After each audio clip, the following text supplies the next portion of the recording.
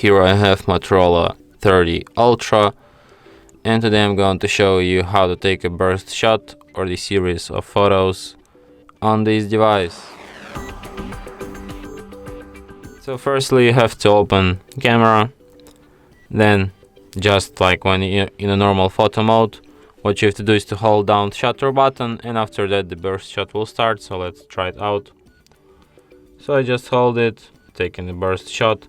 So I took like 14 shots right now, and here we can review them all and select the one which fits us best. And that's it. Thanks for watching.